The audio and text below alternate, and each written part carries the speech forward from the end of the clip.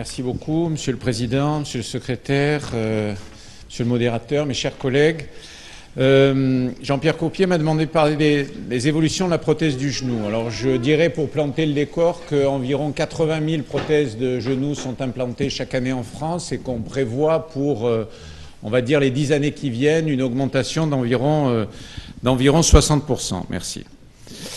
Alors j'ai essayé de classer un petit peu en quelque sorte les évolutions qui ont pu avoir lieu au cours, je dirais, des 40 dernières années, parce que ça fait à peu près 40 ans que les chirurgiens orthopédistes s'intéressent et mettent en place des prothèses du genou, mais c'est vraiment depuis les 20 dernières années que la prothèse de genou a considérablement pris son essor. On a d'ailleurs maintenant des études à 20 ans. Donc on pourrait les classer en évolution au niveau des patients, évolution au niveau de nos techniques, et j'ai volontairement mis médical, vous verrez pourquoi, et des évolutions en termes de dessin de nos implants. Alors les patients demandent une prise en charge de plus en plus individualisée. Prenons le même patient que l'on opérait il y a 40 ans, candidat à une prothèse de genou maintenant en 2016. Il va peser 20% de plus, il va vivre 25% plus longtemps avec son implant et il va en gros faire 20 à 25% d'activité physique en plus, en particulier des activités qui sollicitent la flexion. Donc c'est un élément dont le chirurgien orthopédiste doit tenir compte.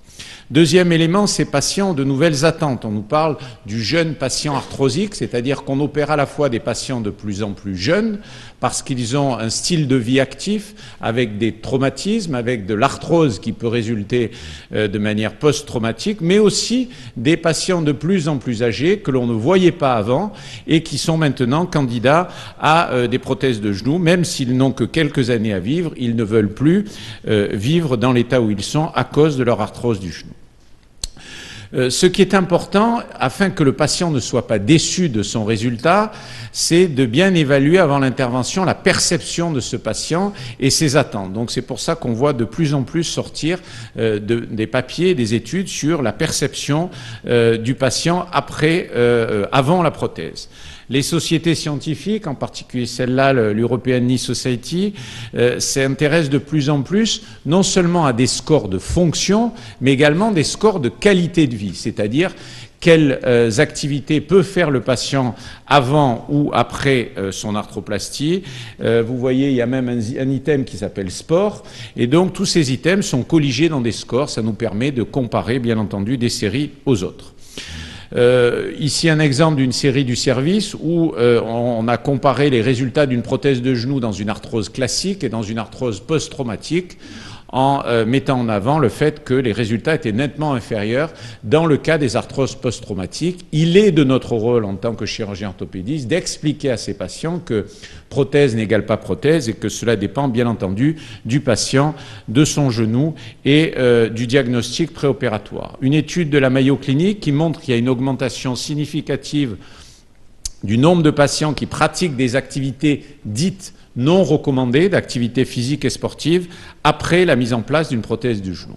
Alors, il faut bien entendu être conscient que ces activités peuvent avoir des conséquences, pas forcément toujours positives, même si la qualité de vie, elle, est positive, mais au niveau de la prothèse, et deux types de conséquences. Des conséquences, vous voyez, au niveau de l'usure du polyéthylène, qui est le coussin en plastique entre les deux composants métalliques, mais aussi du fait de l'augmentation de l'espérance de vie, chose que l'on voit aussi au niveau de la hanche, une épidémie maintenant des fractures dites périprothétiques, des patients qui ont leur prothèse en place et qui se font une fracture du genou ou de la hanche autour de leur prothèse. Ici, une série de patients jeunes que nous avions publiés, vous voyez, moins de 50 ans.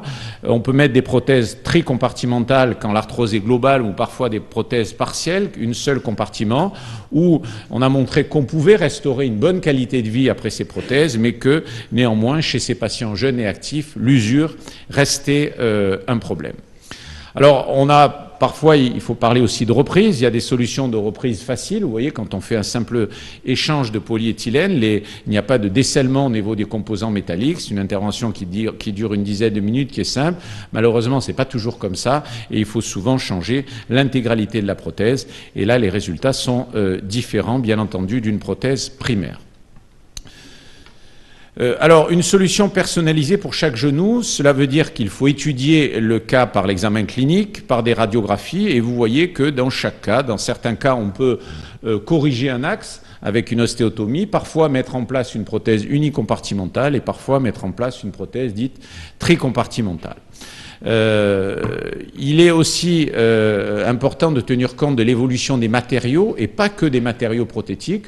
Nos amis de médecine physique et nos collègues en charge de la réalisation des orthèses ont fait beaucoup de progrès dans des orthèses sur mesure et il faut savoir de temps en temps programmer autre chose qu'une arthroplastie, même si ce n'est pas le sujet de mon topo. Deuxième type d'évolution au niveau de nos techniques. Alors, je mets volontiers en premier les techniques médicales, et c'est surtout au cours des dernières années qu'on voit se développer, c'est d'ailleurs vrai pour toutes nos spécialités ici représentées dans cette salle, de retour rapide à la chirurgie. Ça inclut essentiellement des progrès de la part de nos collègues médecins anesthésistes en termes de prise en charge multimodale de la douleur, de préparation opératoire à la fois psychologique du patient, mais aussi physique sur des soins de rééducation préopératoire, de contrôle du saignement et de prise en charge de prophylaxie au niveau des thrombophlébite. La technique opératoire, il était classique d'ouvrir le genou de cette manière pour mettre en place nos prothèses et de plus en plus se sont développés ce concept de fenêtre mobile, c'est-à-dire quand on écarte d'un côté, on n'écarte plus de l'autre et le traumatisme ou la rançon musculaire est inférieure et donc la récupération est plus rapide. Une évolution au niveau des instrumentations, vous voyez au premier plan le type de guide de coupe, puisque pour mettre en place la prothèse, il faut réaliser des coupes de manière précise. Voilà ce que l'on avait en gros il y a une dizaine d'années et voilà un petit peu ce que l'on a maintenant avec des guides de coupe qui se sont au fil du temps miniaturisés et cela va avec la diminution du traumatisme musculaire et de la rançon cicatricielle.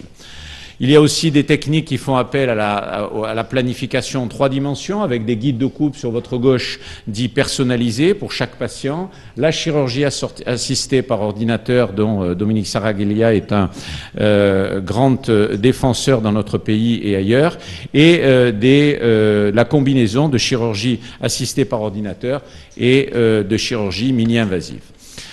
C'est important quand il y a des nouvelles techniques de l'essayer, de les étudier, de les comparer à ce qui se fait de manière classique. C'est ce que nous avions fait dans cette étude en comparant les guides de coupe personnalisés aux instrumentations classiques.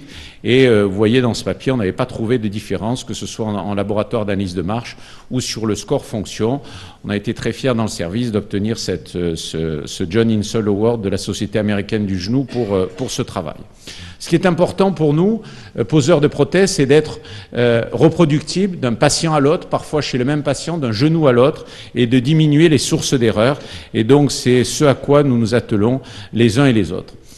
Les pays scandinaves sont en avance sur nous pour les registres de prothèses et ça a un avantage pour se comparer les uns aux autres parce qu'il y a cela regroupe autant des chirurgiens qui font 20 prothèses par an que des chirurgiens qui en font 200 et donc ça nous donne une idée sur les raisons des reprises et vous voyez que ce sont l'infection, l'usure et le décèlement, voire l'instabilité qui dominent les raisons d'échec des prothèses.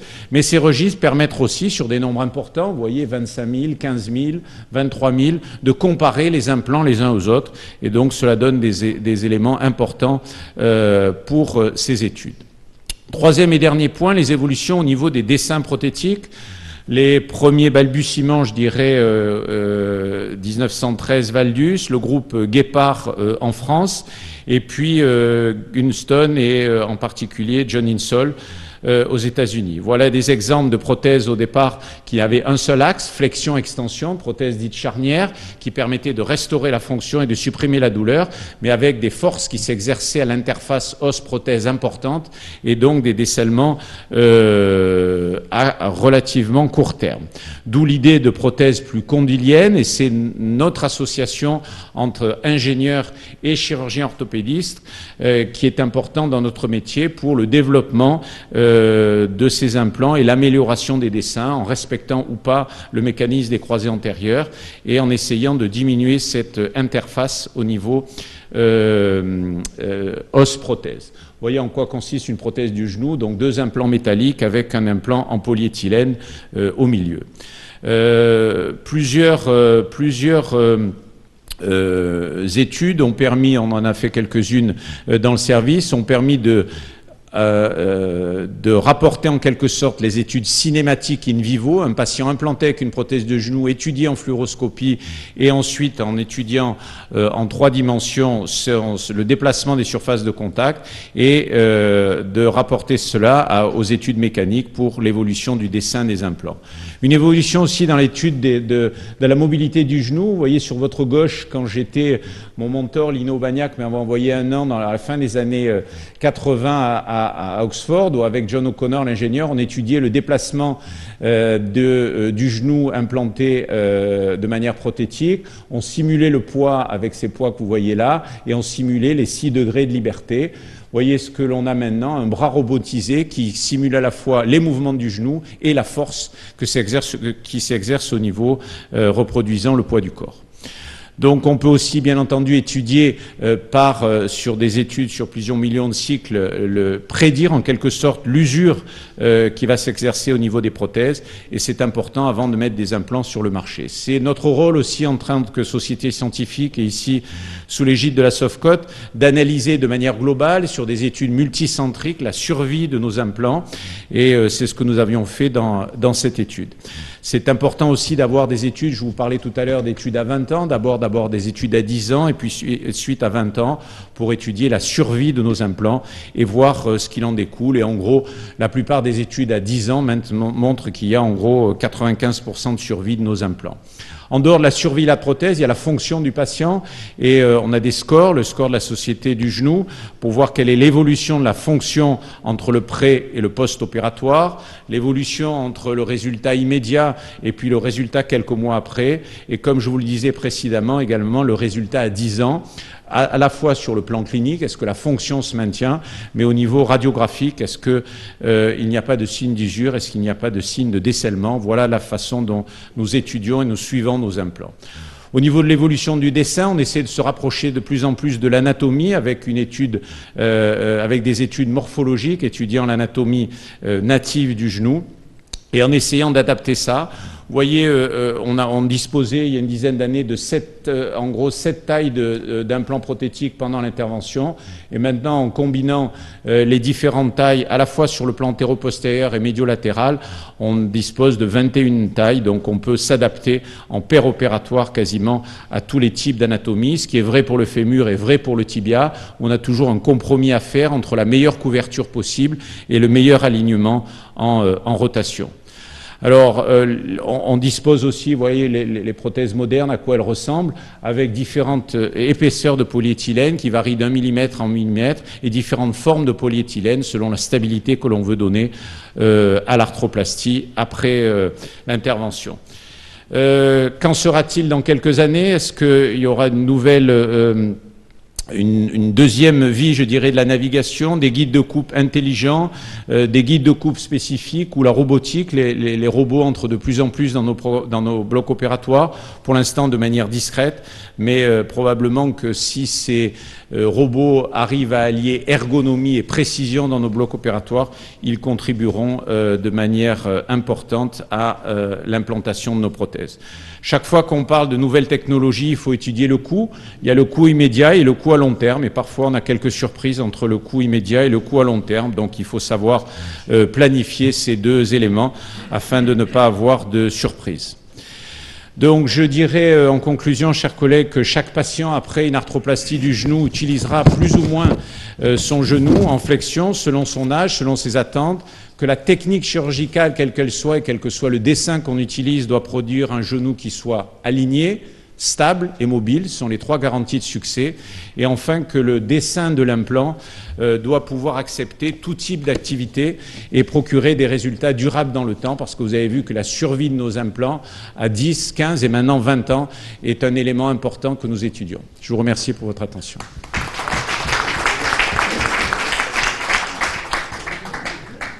Merci de cette belle présentation. La parole est maintenant à Yves Catonnet de Paris qui va commenter cette présentation. Je ne ferai que quelques commentaires après ce brillant exposé de Jean-Noël qui est un expert en prothèse totale de genou. Quelques remarques simplement. La première, c'est pourquoi reprenons-nous les prothèses de genoux? Quelles sont les causes? Eh bien, on s'aperçoit qu'il y a eu un récent symposium de la Société française en genoux que dans les 5 ans qui suivent une prothèse, on reprend plus de prothèses récentes que de prothèses anciennes. Et maintenant, les reprises sont essentiellement des reprises précoces. Et il faut bien dire que reprise précoce équivaut souvent à problème technique au départ. Donc il est logique que l'on s'interroge sur la technique opératoire et qu'on essaye de l'améliorer par les différents moyens que l'on a vus. Ça, c'était la première remarque. Deuxième remarque, on a parlé d'usure du polyéthylène, d'ostéolyse, bien sûr, mais le problème se pose de façon assez différente de celui des prothèses totales de hanche. En effet, on se rappelle les prothèses totales de hanche à couple métal-polyéthylène et le nombre important de reprises et d'ostéolyse, avec du moins le polyéthylène conventionnel. Or, dans le genou, enfin dans mon expérience, certaines prothèses qui ont un bon dessin, qui ont un bon polyéthylène, à 15-20 ans, ne présentent pas d'usure, et finalement, il y a certaines prothèses qu'on ne reprend pratiquement pas. Et là, je suis frappé. Alors, on ne va pas dire au patient, votre prothèse est inusable, mais c'est vrai que le problème de l'usure n'est pas un problème majeur sur beaucoup d'implants prothétiques. Alors, pourquoi? Parce que probablement, bien sûr, il y a certaines prothèses qui sont mieux dessinées que d'autres, mais c'est tout à fait frappant que le problème de l'usure ne se pose pas du tout dans les mêmes termes que pour les prothèses totales de hanche.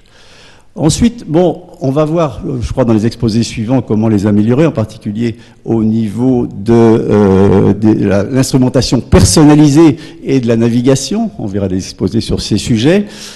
Le problème est souvent aussi que même avec ces techniques de navigation et d'instrumentation personnalisée, le problème est souvent celui de l'espace prothétique. Et comme ça, c'est difficile à gérer, même par ces techniques, de savoir si on ne les serre pas trop en particulier. Il y a un certain nombre d'échecs qui sont dus à des prothèses serrées, même parfaitement posées apparemment en axe et contrôlées par les différents systèmes que j'ai dit.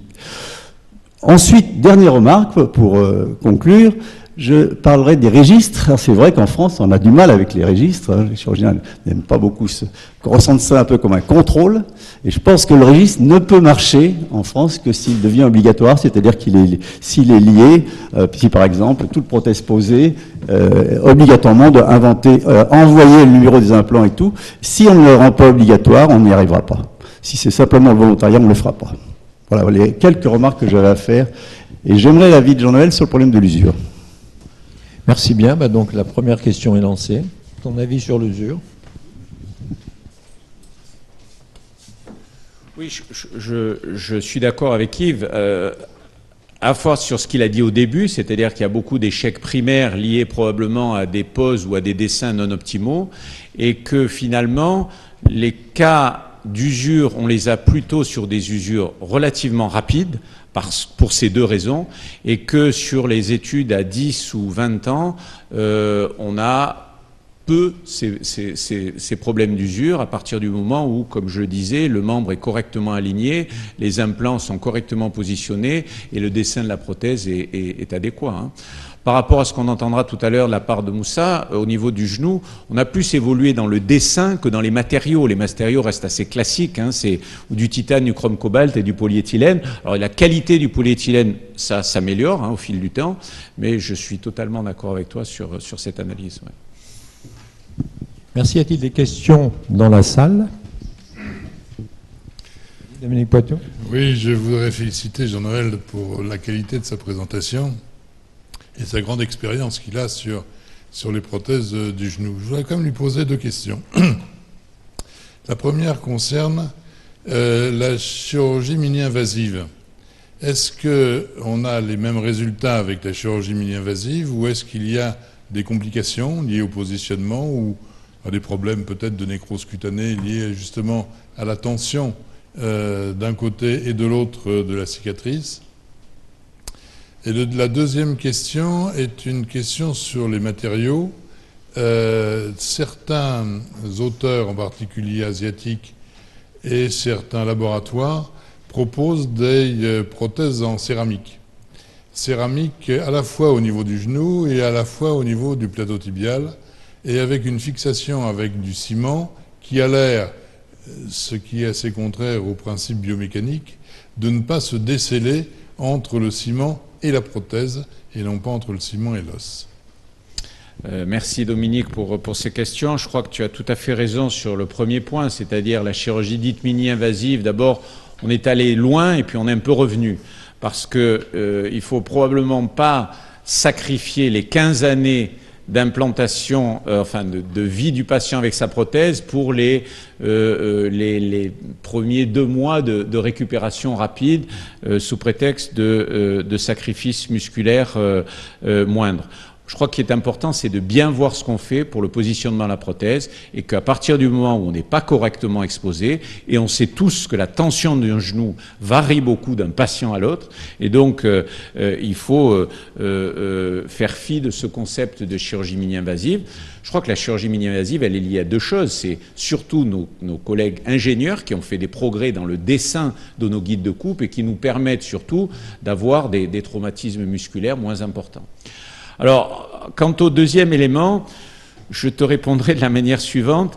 Effectivement, on est tous au courant de ces implants en céramique qui finalement, ça fait de nombreuses années qu'on en entend parler, mais a priori de ce que j'en sais, la diffusion est restée assez localisée, non seulement au continent asiatique, mais si je ne m'abuse, à un seul pays. Donc cela, c'est au Japon en l'occurrence, donc cela veut peut-être dire que tous les problèmes ne sont pas résolus de ce niveau-là. On sait tous quels sont les risques de la céramique, en particulier au niveau des risques de rupture, au niveau de la hanche, et probablement qu'on n'est pas forcément prêt à introduire un nouveau risque dans l'arthroplastie du genou, car comme l'a dit Yves, finalement les usures à 15 ou 20 ans sont assez limitées dans nos expériences avec des matériaux classiques, métal, polyéthylène.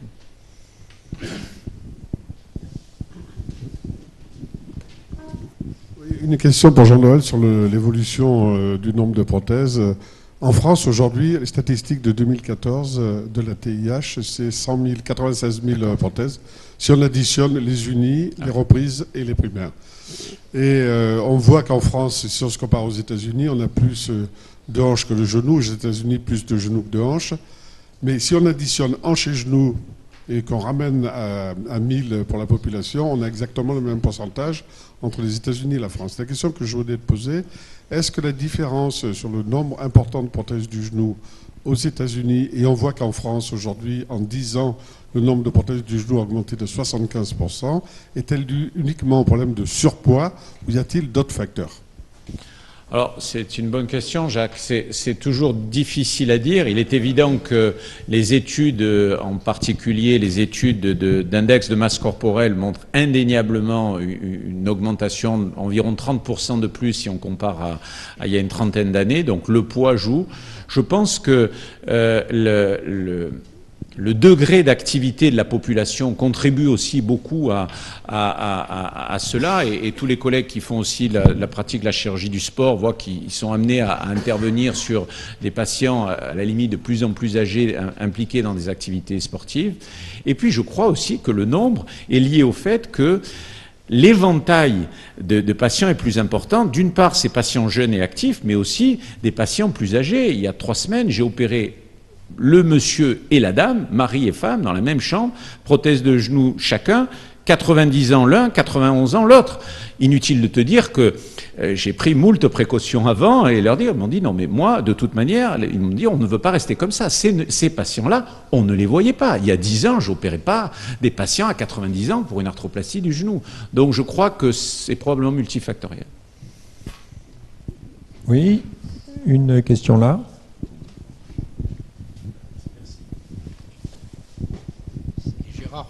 Merci.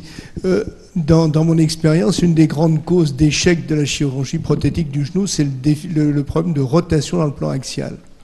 Non pas tellement de l'implant fémoral, mais de l'implant tibial. Est-ce qu'il y a des perspectives d'avenir pour contrôler mieux cette rotation à l'heure actuelle ? Oui, effectivement, c'est l'un des problèmes, c'est ce que j'ai voulu évoquer sans être trop technique au niveau du tibia. On a toujours ce compromis à faire entre couvrir le mieux possible notre plateau, parce que si on couvre moins, on a un risque d'enfoncement, et avoir la rotation idéale. Et comme toutes les anatomies sont différentes, parfois on est conduit à faire des compromis. Alors pour améliorer cela, on peut utiliser les techniques de 3 dimensions, c'est-à-dire des guides de coupe, la navigation, avoir des implants qui soient mieux adaptés, un peu plus anatomiques et plus asymétriques. Et je crois que c'est l'ensemble de ces données qui nous permettront d'être plus précis au niveau à la fois de l'alignement en rotation et de la meilleure couverture, parce que c'est pas que l'un, il faut avoir l'un et l'autre pour avoir à la fois un résultat immédiat bon pour la rotation, mais un résultat à long terme bon pour la couverture. Merci bien. Il y a sûrement encore beaucoup d'autres questions, mais le temps passant, nous les arrêtons. On prendra ça une autre séance, on fera d'autres séances d'orthopédie dans l'année, ne vous inquiétez pas.